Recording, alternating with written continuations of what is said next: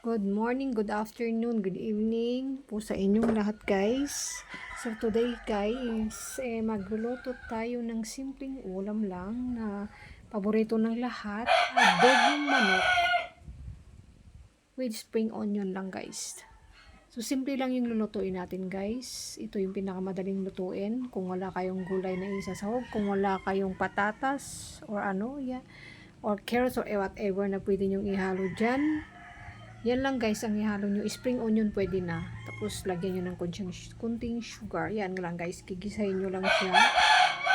Pag nagisa nyo na siya, palalamutin mo lang yung manok.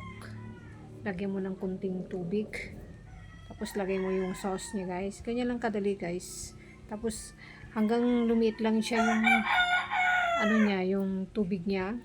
Pag nagmamanti-mantika na yan, masarap-sarap na yan guys. So ganyan lang guys.